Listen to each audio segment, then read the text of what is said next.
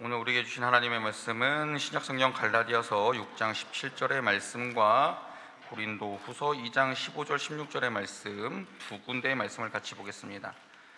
신약성경 309쪽 310쪽에 기록된 갈라디아서 6장 17절 말씀, 갈라디아서 6장 17절 말씀, 우리 한 절 말씀 같이 읽도록 하겠습니다. 이후로는 누구든지 나를 괴롭게 하지 말라. 내가 내 몸에 예수의 흔적을 지니고 있노라. 아멘. 우리 신약성경 288쪽에 기록된 고린도후서 2장 15절 16절 말씀, 신약성경 288쪽에 기록된 고린도후서 2장 15절 16절 말씀 같이 읽겠습니다. 우리는 구원받는 자들에게나 망하는 자들에게나 하나님 앞에 있어 그리스도의 향기니, 이 사람에게는 사망으로부터 사망에 이르는 냄새요, 저 사람에게는 생명으로부터 생명에 이르는 냄새라. 누가 이 일을 감당하리요. 아멘. 오늘 우리가 읽은 갈라디아서 말씀에는 바울이 자신을 가리켜 예수의 흔적을 가지고 있다라고 표현합니다. 우리가 성경 공부와 설교를 통해서 아시다시피 흔적이라는 단어는 헬라어로 스티그마라고 표현하는데, 찌른 자국, 표지라는 뜻이 있습니다. 이 원래 그 당시에 쓰였던 단어는 소나 돼지에 낙인을 찍는 겁니다. 그 인두 달궈서 낙인 찍는 것. 그래서 소나 돼지 가축이 누구의 것이다라고 표현하는 말이 스티그마, 흔적이었습니다. 우리 요새 말로 하면, 우리 여기 농사 지으시는 분들, 특히 소 키우시는 분들 한우 이력제 있지 않습니까? 이거 어디서 키워서 누가 출하하고 그랬던 거 있지 않습니까? 그게 흔적입니다. 스티그마. 예. 그런데 여러분, 소나 말에만 그 당시에 낙인을 찍었던 것이 아니라 옛날에는 자기의 재산이라고 여겼던 노예들에게도 그 낙인을 찍어서, 주인의 표식을 찍어서 이 노예는 내 것이라고 그렇게 재산을 표시하는 경우가 있었습니다. 그래서 노예의 팔이나 혹은 얼굴, 신체 특정 부분에 그 낙인을 찍어서 그 부분을 보면 이 사람은 누구 거구나. 그래서는 그 노예가 도망쳤을 때 로마 군병들이 잡으러 가서 어딘가에 낙인이 있는 거 보면 이 사람은 어디서 누구의 주인에게서 도망친 사람이구나. 그래서는 다시 돌려보내거나 그런 일들이 있었습니다. 갈라디아서에서 바울은 자신에게 예수의 흔적이 있다라고 얘기하는 것은, 그는 예수님을 향한 예수님의 그 복음 전함을 위한 위험, 고난, 감옥 생활, 매맞음, 그런 것들이 자기의 몸에 남아 있었기 때문에 이 흔적들을 통해서 나는 다른 사람에게 속한 것이 아니라 나는 오직 예수에게만 속했다, 나는 예수의 사람이다, 지금 이 말을 자랑스럽게 하고 있는 것이지요. 특별히 고린도후서 11장 말씀을 보면 그가 고난당한 이야기를 아주 생생하게 기록하고 있습니다. 매도 많이 맞았습니다. 배에 타고 가다가 배가 침몰당하기도 했습니다. 강도의 위험에 당하기도 했고 어려운 고난 당했다라고 바울은 말합니다. 그런데 그는 그 고난을 부끄러워하거나 그는 창피해하지 않았습니다. 오히려 그는 예수를 위해 당한 그 고난이 나에게 매우 자랑스럽다까지 말했습니다. 특별히 빌립보서 3장의 말씀은 바울이 이렇게 자랑합니다. 내가 내게 이루었던 모든 것은 예수로 인해서 배설물로 여기게 되었습니다. 그래서 나는 그리스도 때문에 모든 것을 잃었고 그 모든 것을 다 버리게 되었지만 나는 예수님을 얻고 그리스도 안에서 인정받는 사람으로 살기를 원합니다 라고 바울은 빌립보서 3장에서 자기의 소망을 그렇게 말하고 있습니다. 바울은 참 대단한 사람이었습니다. 그는 태어나면서부터 로마의 시민권을 가지고 있었지요. 그리고 이스라엘 백성들 중에 가장 뛰어난 학자인 가말리엘이라고 하는 그 랍비의 수하에서 공부했던 사람입니다. 대제사장과 친했기 때문에 그는 다메섹에만 다녀오면 그의 정치적인 행로는 탄탄대로를 걸을 만큼 그는 매우 뛰어나고 유능하고 굉장히 잘난 사람이었습니다. 그런데 자신의 몸에 예수의 흔적을 새기기 위해 그 모든 것을 잃었고 포기했고 내려놨지만 예수님을 얻은 것으로 인해 나는 만족한다. 그리고 나는 예수 그리스도의 사람으로 인정받는 것이 그 모든 것보다 더 귀하다. 이렇게 지금 바울은 고백하고 있습니다. 여러분, 바울은 어떠한 정체성을 가지고 살았기에 자신은 예수님의 흔적으로 인해 만족한다 이렇게 당당하게 선포할 수 있었겠습니까? 로마서 말씀을 보면 바울이 자기 자신을 이렇게 선포하는 것을 볼 수 있습니다. 예수 그리스도의 종 바울은 사도로 부르심을 받아, 이렇게 자기 자신을 표현하는 글을 볼 수 있습니다. 먼저 바울은 자신을 예수 그리스도의 종이라고 표현합니다. 종은 우리가 사극에 나오는 그런 마님 하고 다니는 이런 종이 아니라 당시 헬라 시대의 종은 노예입니다. 그리고 그는 자기의 학문, 그런 시민권 이런 거 자랑하는 것보다 그는 예수 그리스도의 노예라는 것을 자랑했기 때문에 그는 노예로서, 나는 예수의 노예로서 살겠다, 이런 것을 로마서 편지의 제일 첫 번째 말에 기록을 한 것이지요. 우리가 생각하기에 종은 그냥 겸손한 표현입니다만 그 당시 노예는요, 자신의 생각이 없었습니다. 오직 주인의 생각과 주인의 뜻에 따라 움직여야 합니다. 자기의 생각은 없습니다. 주인이 죽으라면 어떻게 할까요? 죽어야 됩니다. 주인이 먹으라는 것만 먹고 주인이 가라고 하면 가고, 자기의 생각은 없고 그냥 주인이 원하는 대로만 살아가는 사람, 원하는 게 아니죠. 주인이 명하는 대로 살아가는 사람, 그가 노예였습니다. 바울은 그런 노예의 삶을 알고 있었을까요? 잘 알았겠죠. 왜냐하면 그가 로마의 시민권을 가지고 태어날 만큼 그 집은 유복한 집이었기 때문입니다. 그럼 노예의 삶을 잘 알았던 바울은 자신이 다른 것이 아닌 누구의 생각과 누구의 뜻이요? 예수님의 생각과 예수님의 뜻에 따라 생각하고 움직이는 사람이 되었다.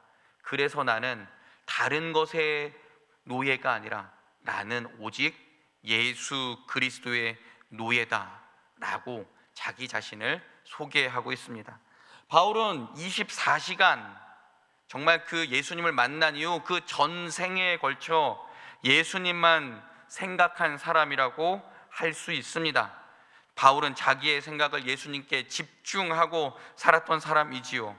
그래서 바울은 자기의 정체성을 나는 예수 그리스도의 종입니다, 나는 예수 그리스도의 노예입니다, 이렇게 밝힐 수 있었던 것입니다. 여러분, 우리도 한번 이렇게 생각해 보는 것은 어떠하겠습니까? 우리가 바울처럼 24시간 예수님만 생각하고 살아갈 수는 없습니다. 그게 우리 삶의 자리입니다. 바울이 살아가던 삶의 그 자리보다 우리는 훨씬 복잡하고 바쁜 일상을 살아갑니다. 그런데 인간에게 주어진 24시간은 누구에게나 공평하게 공정하게 하나님께서 주셨습니다. 시편 말씀에 보면 모세가 이런 말을 합니다. 인생 70이고 강건하면 80이다. 그런데 한 인생이 하나님께로부터 왔다가 하나님께로 돌아가는 것은 누구에게나 다 동일하다, 이렇게 말하고 있는데, 우리 하나님 앞에서 이 한 평생을 살아가는 동안 우리는 얼마만큼 예수 그리스도를 생각하며 살아가고 있습니까? 우리가 아침에 눈을 떠서 잠자리에 드는 시간까지 한번 생각해 보기를 원합니다. 24시간 하루 1440분 가운데 정말 주님을 생각하고 주님과 교제하고 주님의 종으로 살아가는 시간은 우리 하나님 앞에 몇 분의 시간을 드릴 수 있겠습니까? 우리 스스로 예수를 믿는다고 예수가 나의 구주가 되신다고 말은 하지만 우리가 일상생활하면서 꼭 해야 하는 것들, 우리 삶의 자리에서 직장에서 일하든지 혹은 가정에서 가사 일을 하든지 밥 먹고 씻고 자는 시간 빼고, 그 시간 다 빼고 온전하게 주님과 교제하며 나는 주님의 종입니다, 이렇게 정체성을 회복하는 시간은 우리에게 얼마나 있을까요? 오늘은 여러분 사순절 첫 번째 주일입니다. 2026년 사순절 기간은 그동안 내 삶의 주인이 나였고 또 우리 자녀들이었고 가족이었고 사업장이었고 TV였고 유튜브였다면 이번 사순절에는 내 삶의 주인은 예수님이십니다. 나는 주님의 종입니다. 그래서 주님의 생각으로 생각하고 주님을 생각하고 주님의 뜻대로 순종하고 행동하겠습니다. 나는 예수 그리스도의 흔적을 가지고 사는 사람입니다. 이렇게 우리의 정체성을 회복해가는 시간을 가지는 주의 백성들 다 되시기를 주님의 이름으로 축원합니다. 두 번째, 바울의 정체성은 자신은 하나님 나라의 사도라고 말합니다. 사도로 부르심을 받았다고 하는데 이 아포스톨로스라는 것은 보내심을 받았다라는 뜻이 있습니다. 우리 시대의 말로 해보면 한 나라의 대사로 파견되었다라고 생각하시면 됩니다. 바울이 사도로 부르심을 받았을 때 그는 누구의 사도로 부르심을 받았습니까? 하나님의 사도로 부르심을 받았습니다. 하나님의 대사로 이 땅 가운데 파견되었습니다.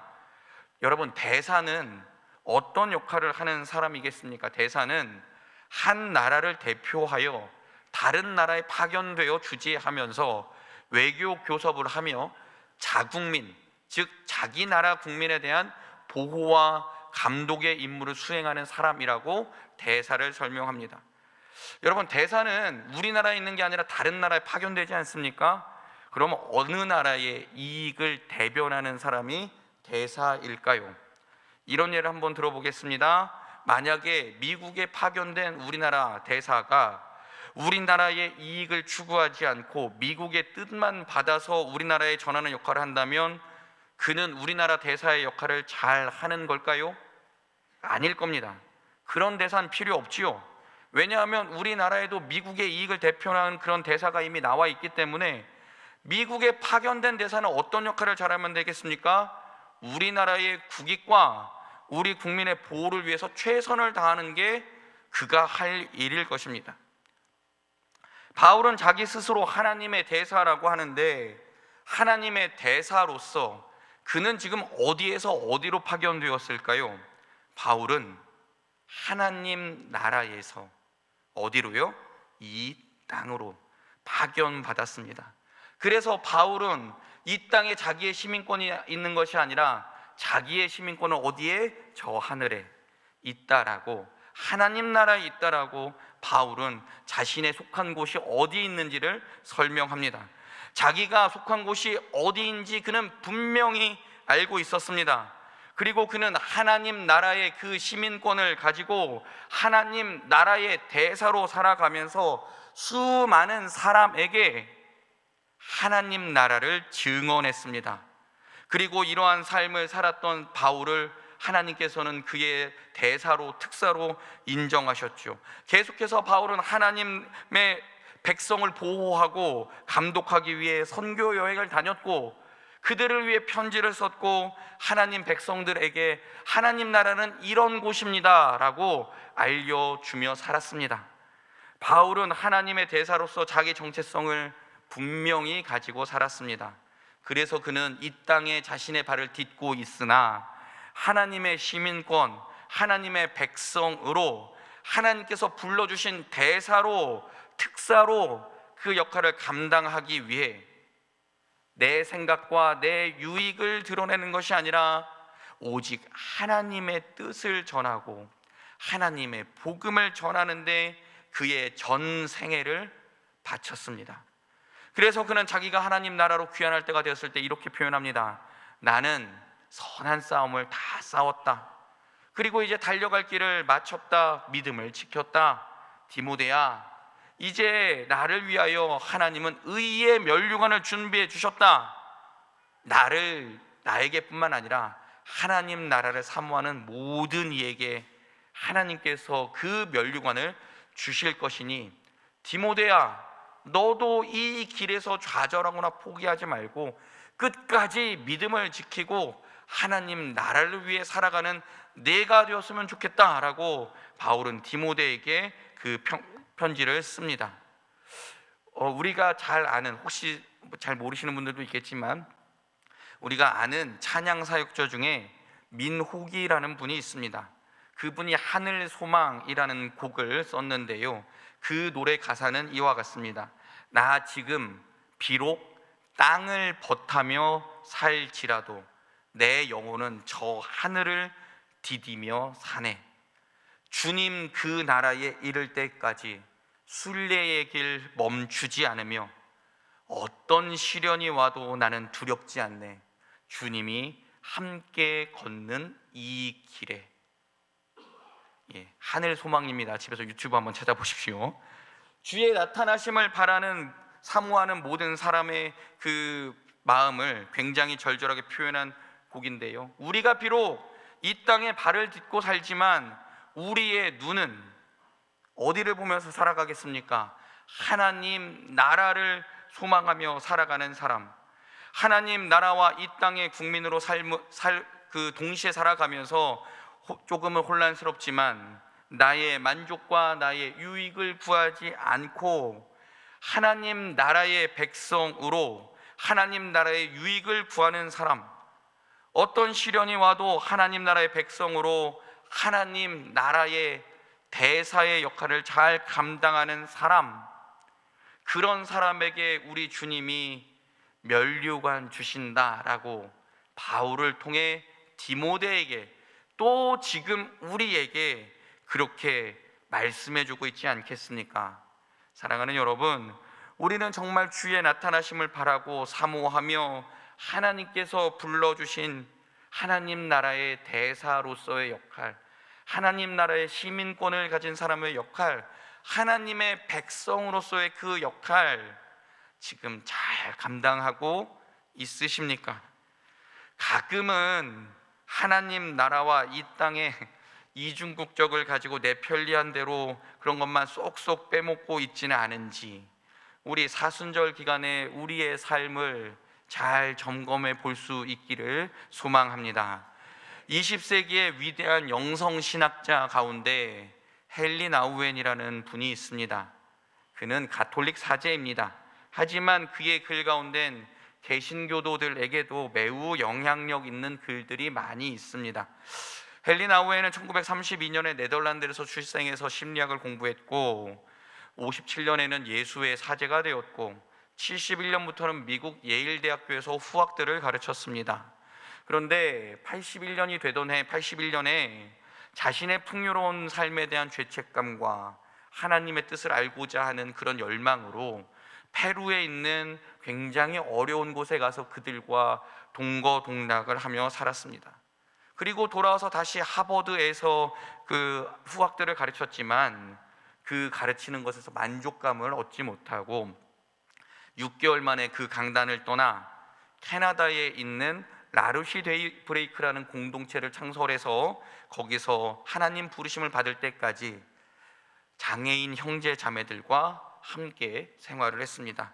그래서 나우엔이 기록한 그 책은 대부분 우리나라 말로 번역되어 있는데 그 중에 예수님을 생각나게 하는 사람이라는 제목의 책이 있습니다. 혹시 한 번 정도는 읽어보신 분도 있을 거라 생각합니다. 약 100페이지 정도밖에 안 되는 책인데요, 예수님을 생각나게 하는 사람 한 번 정도 꼭 읽어보셨으면 좋겠습니다. 이 책은 다른 사람을 치유하는 사람, 다른 사람을 붙들고 지탱해 주는 사람, 다른 사람을 인도해 주는 사람이라는 세 가지 주제로 구성되어 있는데 이 모든 삶을 예수님께서 그렇게 사셨습니다 라고 나우엔은 설명합니다. 예수님께서 이 땅에 오셔서 병든 사람을 고치시고 영혼이 상한 사람을 치유하시고 죄 있는 사람을 하나님 나라의 백성으로 회복해 하셨습니다. 그리고 세상에서 소외된 사람들을 붙들어 주셨고 그들을 하나님께로 인도하는 그 사역을 감당하셨습니다. 나우엔은 이 책에서 어떻게 하면 우리도 예수님과 같이 예수님을 생각나게 하는 사람이 될 수 있을까라는 질문을 던지며 결국 예수님을 생각나게 하는 사람은 깊은 기도와 영성 생활만이 내 안에 예수님의 형상을 담을 수 있을 것입니다 라고 많은 사람에게 권면합니다. 그런데 여러분, 이 권면이 정말 깊은 기도, 영성 생활 쉽지는 않죠. 쉽지는 않습니다. 우리는 다 그렇게 살아가기를 소망합니다. 하루에 꼭 1시간을 떼어내서 기도해 봐야지, 혹은 30분이라도, 아니 5분만이라도 기도해 봐야지, 아침에 일어나면 혹은 잠자기 전에 기도해 봐야지, 그렇게 아무리 다짐을 해도 또 순간순간 잊고 또 넘어가고, 하루에 1장이라도 성경 읽어봐야지라고 성경을 펴면 또 무슨 일이 생겨서 성경을 덮게 되고, 잘 쉽지 않습니다. 정말 설교 서두에서 말씀드렸던 바울이 말했던 예수의 흔적을 가지고 예수의 종으로 사는 사람, 하나님의 대사로서 아무리 살아보겠다고 다짐해도 그게 잘 안 되는 우리의 모습. 우리 성도님들 가운데는 제가 참 홍성교회 와서 존경하는 그런 성도님들이 몇 분 계십니다. 그렇게 살아가는 분들도 계시지만 저도 잘 안 됩니다. 기도해 봐야지, 설교 준비하면서 성경 읽어야지, 묵상해야지, 그러는 순간에 어느 순간 마우스 한번 클릭하면 이 마우스의 세계는 1시간, 2시간 그냥 가기도 하고, 그리고 갑자기 카카오톡에 와서 그걸 딱 열어보면, 스마트폰을 열면 카카오톡에서부터 어디로 들어갈까요? 인터넷과 수많은 그 스마트폰 시간 속으로 들어가서 벌써 1시간 지나 있고 2시간 지나 있고, 그러다 보면 어휴 빨리 해야 되는데, 그런 생각하게 되고, 깊은 기도와 깊은 영성 생활 참 쉽지만은 않습니다. 그런데 여러분, 우리의 삶을 한번 잘 생각해 보기를 원합니다.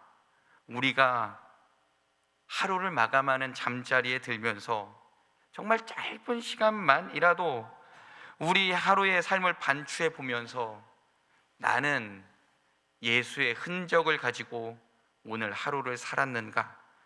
나는 다른 사람들에게 예수님을 생각나게 하는 삶을 살았는가?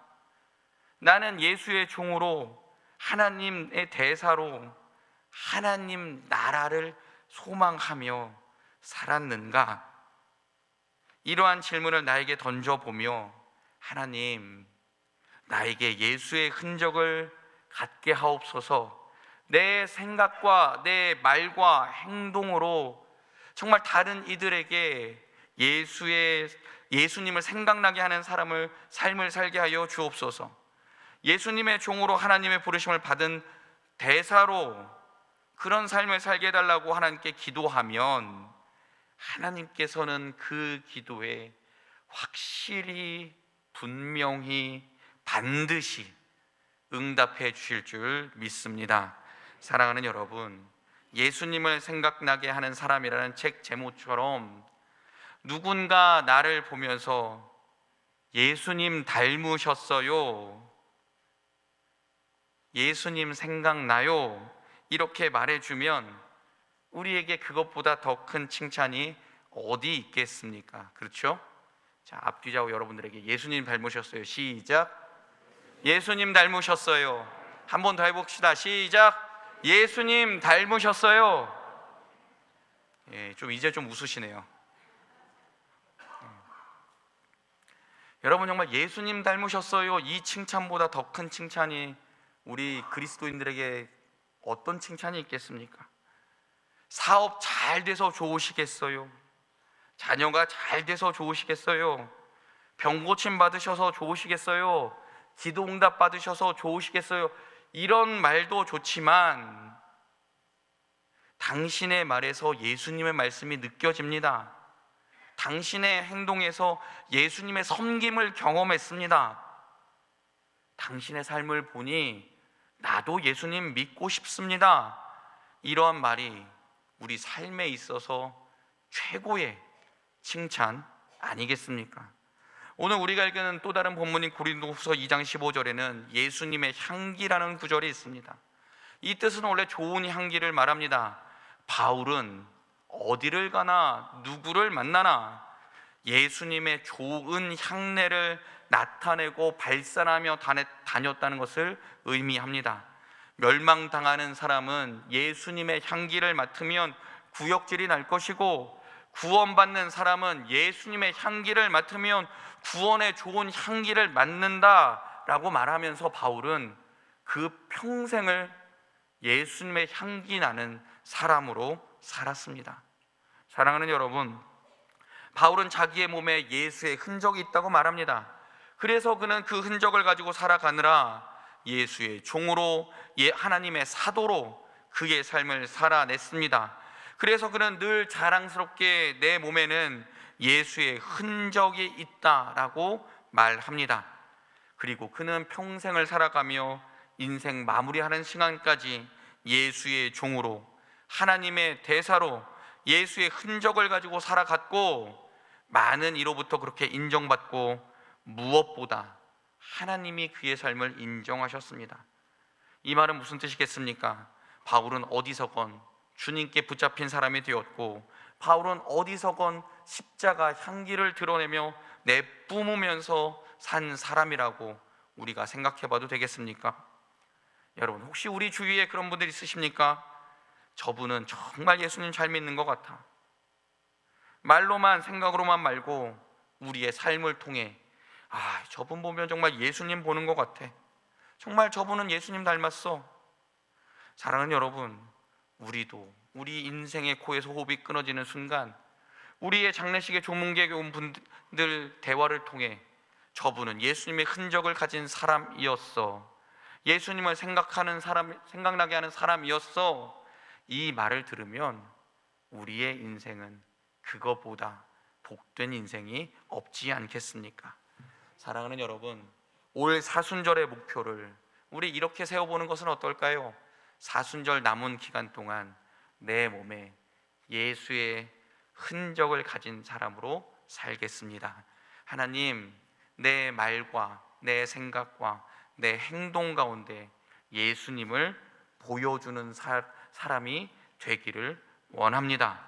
그렇게 기도하며 소망하며 노력할 때 하나님께서는 우리 안에 예수의 흔적을 남겨주실 것입니다. 그리고 예수의 향기 또한 충만하게 채워주실 것입니다. 그런 은혜를 경험하며 예수님을 생각나게 하는 사람으로, 예수의 흔적을 가지고 살아가는 사람으로 이 땅을 살아가는, 사순절 기간에 살아가는 홍성의 모든 가족들 되시기를 주님의 이름으로 축원합니다.